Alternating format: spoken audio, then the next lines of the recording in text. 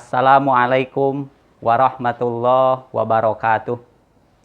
Bismillah, alhamdulillah, wassalatu wassalamu ala rasulillah, Sayyidina Muhammad bin Abdillah, wa ala alihi wa sahbihi wa mawalah, amma ba'du. Anak-anakku yang soleh dan soleha, serta bapak, ibu, semuanya, bagaimana kabarnya hari ini? Alhamdulillah. Mudah-mudahan semuanya ada dalam keadaan sehat walafiat, serta ada dalam lindungan Allah Subhanahu wa Ta'ala. Amin ya Allah ya Rabbal Alamin. Bertemu dalam program pembelajaran jarak jauh pendidikan agama Islam dan budi pekerti bersama KKG PAI Kecamatan Harjamukti, Kota Cirebon. Beriman, berilmu, berakhlak, dan berbudaya. Alhamdulillahirabbil alamin, pada kesempatan yang baik ini Bapak bisa mengisi materi pelajaran pendidikan agama Islam dan budi pekerti kelas 6 sekolah dasar. Pada saat ini yaitu memasuki pelajaran kedua, yaitu tentang ketika bumi berhenti berputar, dengan tema tanda-tanda terjadinya hari kiamat. Baik, sebelumnya Bapak memperkenalkan diri terlebih dahulu, sebab tak kenal maka tak ta'aruf, ya betul ya. Memperkenalkan diri terlebih dahulu, nama Bapak yaitu Amir Ihsan Mutakin, asli dari Majalengka, dan saat ini Bapak sekarang bertugas atau mengajar di SDN Ketilang, Kelurahan Larangan, Kecamatan Harjamukti, Kota Cirebon. Selanjutnya, anak-anakku yang soleh dan soleha, serta Bapak Ibu semuanya, sebagaimana kita ketahui pada saat ini masih dalam masa-masa pandemi, sehingga pembelajaran pun belum bisa dilakukan secara tatap muka, namun melalui daring. Oleh karena itu, di masa pandemi ini, kita harus senantiasa menjaga 3 aspek. Yang pertama, tingkatkan iman. Sebagai seorang muslim, kita harus meyakini bahwa yang namanya wabah ini adalah ciptaan Allah Subhanahu wa Ta'ala, dan kita memohon kepada Allah Subhanahu wa Ta'ala agar wabah ini bisa ditarik kembali oleh Allah Subhanahu wa Ta'ala. Dengan demikian, senantiasa kita harus selalu meningkatkan ibadah kita, keimanan kita, dan ketakwaan kita kepada Allah Subhanahu wa Ta'ala. Itu yang pertama. Kemudian aspek yang kedua yaitu utamakan aman. Jika sebelumnya kita kenal dengan istilah 3M, 5M, mungkin sekarang kita kenal dengan istilah yang namanya 6M. Apa saja diantaranya? Ya, yang pertama yaitu memakai masker ya apabila kita keluar rumah, apalagi itu ya. Kemudian yang kedua, mencuci tangan di air yang mengalir, dan apabila kita melakukan perjalanan, lebih baik kita senantiasa membawa hand sanitizer ya. Kemudian yang ketiga, selalu menjaga jarak dengan orang lain minimal 1,5 meter. Kemudian yang keempat yaitu mengurangi mobilitas. Kemudian yang kelima, menghindari kerumunan, dan yang keenam yaitu mendukung vaksinasi. Itu yang kedua. Kemudian yang ketiga, aspek yang ketiga yaitu kuatkan imun. Nah, ini dengan diantaranya dengan olahraga teratur, kemudian makan makanan yang sehat dan bergizi, tentunya juga halal. Nah, dengan memperhatikan 3 aspek tersebut, meningkatkan iman, mengutamakan aman, serta menguatkan imun, mudah-mudahan kita senantiasa terlindung dari pandemi COVID-19 ini. Amin ya Allah ya Rabbal Alamin. Anak-anakku yang soleh dan solehah, sebelum pelajaran ini dimulai, mari kita berdoa bersama-sama ya. Bismillahirrahmanirrahim.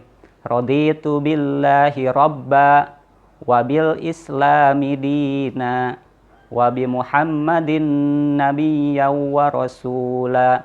Rabbi zidni ilma warzuqni fahma.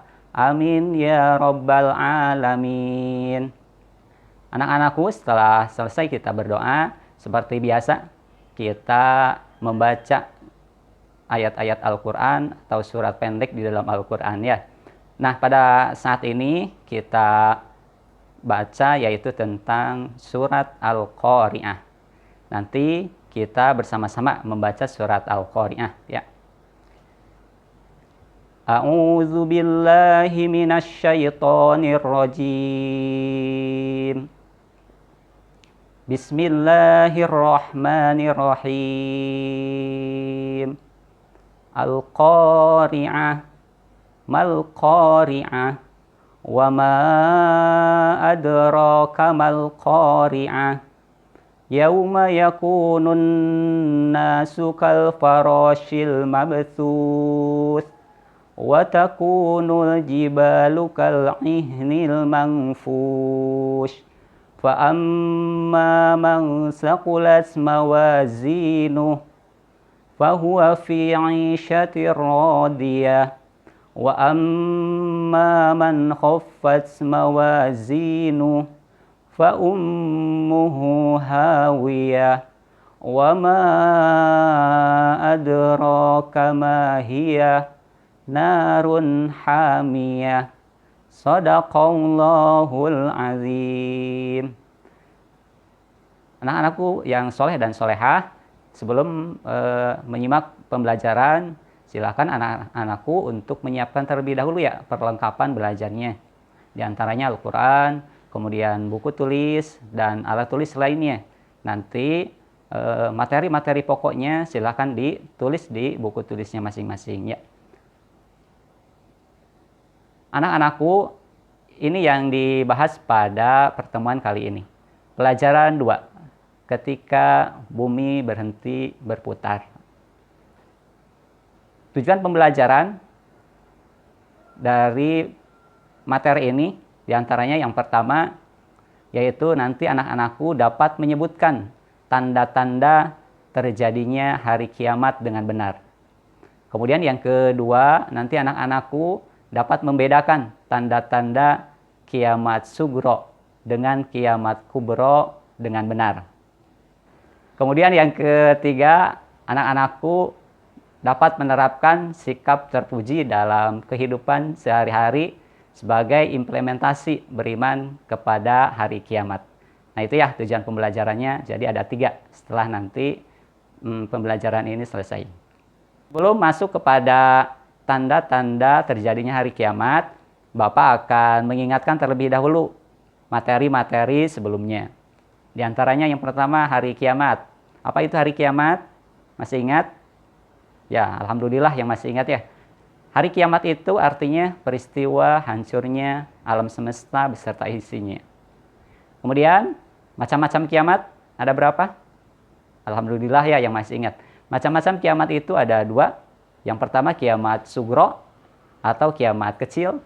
Kemudian yang kedua yaitu kiamat kubro atau kiamat besar. Nah kemudian dalil-dalil yang menyebutkan tentang kiamat. Di antaranya apa saja? Betul ya. Yang pertama surat Al-Qari'ah. Kemudian ada surat Al-Infitor. Kemudian ada surat Al-Zalzalah dan lain-lain. Banyak ya. Itu di antaranya saja. Anak-anakku, nah ini materi pada kesempatan ini, yaitu tanda-tanda terjadinya hari kiamat. Kapan hari kiamat itu terjadi? Semuanya tidak ada yang tahu satu makhluk pun.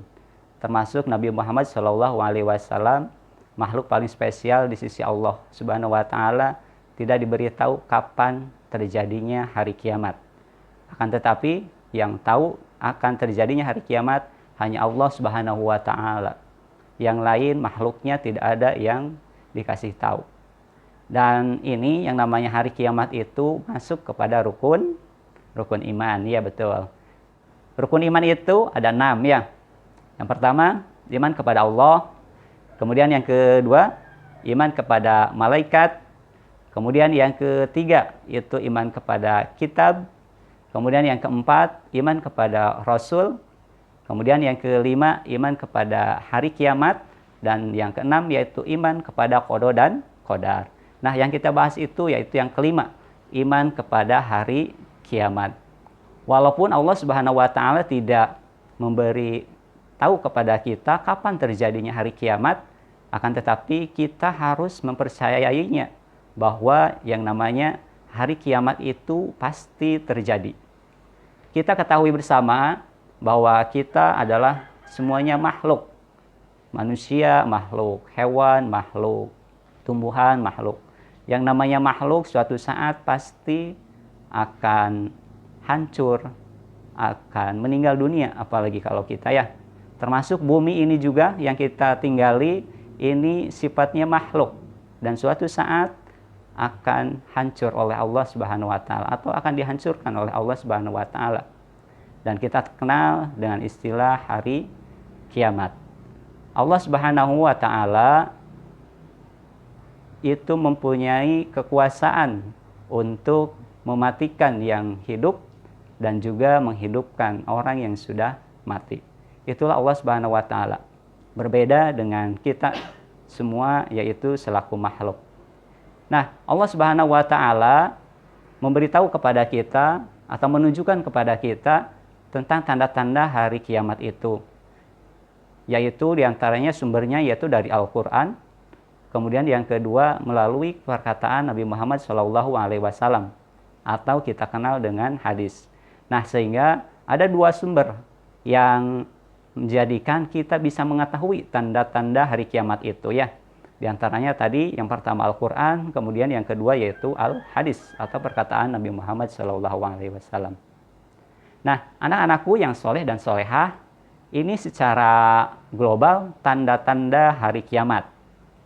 Nauzubillah ya, mungkin dari tanda-tanda ini ada sebagian yang sudah terjadi di masa ini, gitu ya. Nah, bisa dilihat tentang tanda-tanda hari kiamat ini. Di antaranya yang pertama, tanda-tanda hari kiamat itu banyak ulama muslim yang wafat. Kita ketahui bersama ya, apalagi di masa pandemi ini kita tahu bahwa banyak yang meninggal dunia. Termasuk para ulama muslim juga banyak yang meninggal dunia. Nah, ini menjadi kesedihan tersendiri buat kita semua. Dan juga mungkin ini termasuk salah satu dari tanda-tanda datangnya hari kiamat.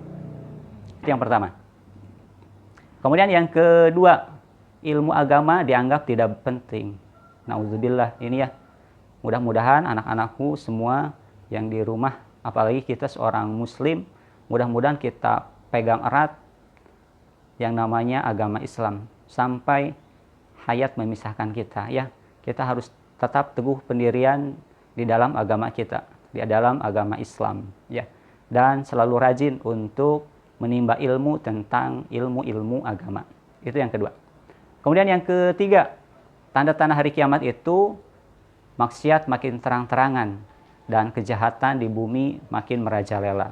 Ini kita sudah ketahui bersama dan kita pahami bersama dan kita lihat bersama ya, yang namanya maksiat sudah terang-terangan, termasuk kejahatan pun di muka bumi ini makin merajalela. Itu yang ketiga. Kemudian yang keempat, perilaku laki-laki menyerupai perempuan dan sebaliknya. Sama ya, ini juga kita sudah bisa perhatikan di dalam kehidupan kita sehari-hari.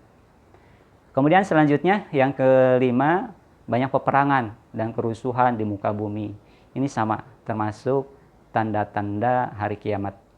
Kemudian yang keenam, arak dan barang haram bebas beredar. Sama ya, ini sudah kita bisa perhatikan di dalam kehidupan kita. Kemudian yang terakhir yaitu banyak yang mengaku menjadi nabi. Nah, kita ketahui bersama bahwa nabi yang paling terakhir itu khotamun nabiyyin itu yaitu Nabi Muhammad SAW. Tidak ada lagi nabi setelah Nabi Muhammad SAW. Jika ada orang lain yang mengaku-ngaku jadi nabi, nah itu sudah termasuk aliran sesat dan ini menjadi salah satu tanda datangnya hari kiamat ya.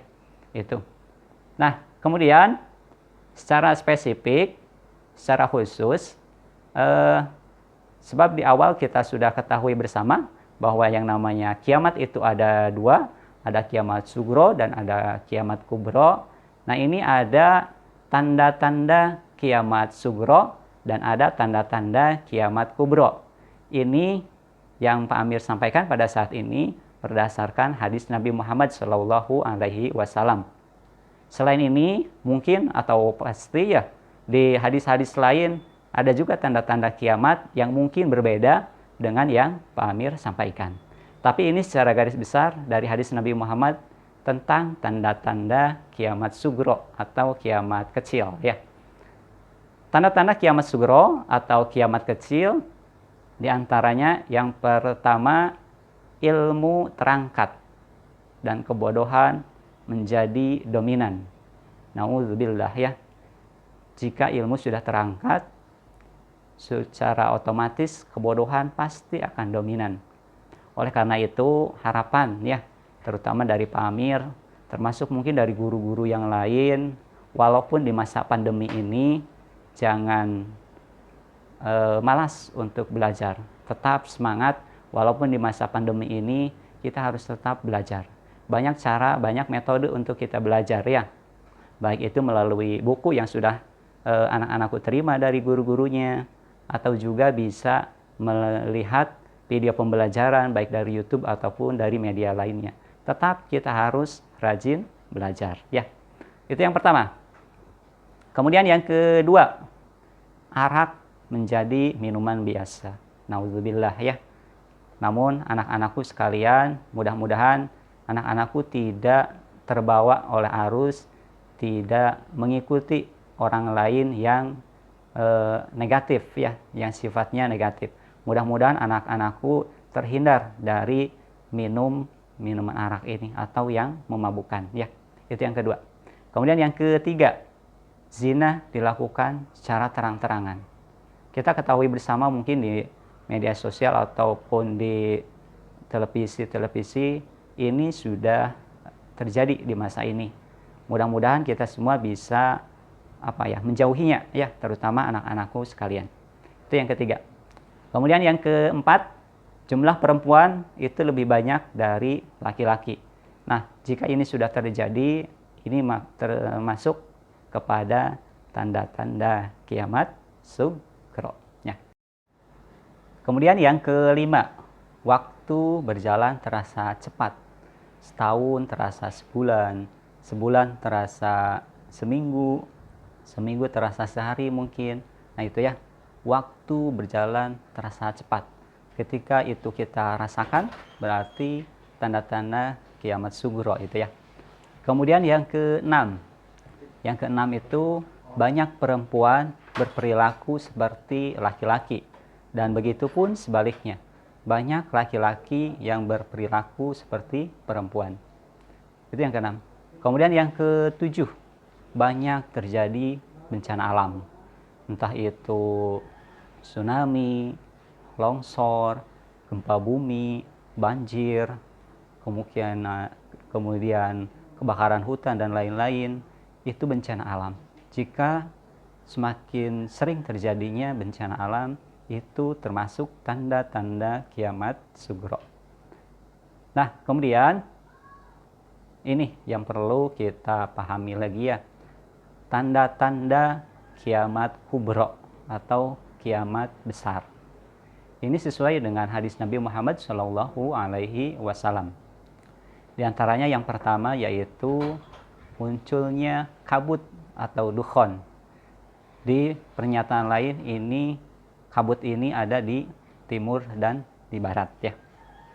Kemudian yang kedua yaitu munculnya Dajjal. Yang kedua ya, termasuk tanda-tanda kiamat kubro. Kemudian yang ketiga munculnya binatang melata di bumi. Ini nanti ada spesifikasinya ya tentang materi ini. Atau yang ketiga ini disebut dengan Dabbatul Ard. Kemudian yang keempat, terbitnya matahari dari arah barat. Jika kita ketahui bersama, setiap hari yang namanya matahari itu terbit dari timur ya, dan tenggelam di barat. Akan tetapi ketika nanti akan terjadinya kiamat kubro atau kiamat besar, matahari bukan lagi terbit dari timur, tapi terbitnya dari arah barat ya. Itu yang keempat. Kemudian yang kelima. Yang kelima yaitu turunnya Nabi Isa alaihi salam. Kemudian yang keenam. Yang keenam itu keluarnya Ya'juj dan Ma'juj. Kemudian yang ketujuh. Yang ketujuh yaitu gerhana di 3 titik. Di timur, di barat, dan di Jazirah Arab. Jika ini terjadi, gerhana di 3 titik tersebut, di timur, di barat, dan di Jazirah Arab, maka ini sudah termasuk tanda-tanda kiamat kubro. Ya. Kemudian yang ke-8, keluarnya api di Ad yang menggiring manusia ke padang mahsyar. Itu diantara tanda-tanda kiamat kubro.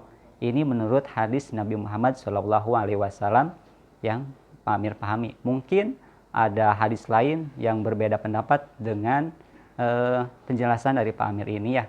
Akan tetapi walaupun berbeda, tapi materi ini minimal kita pahami bersama.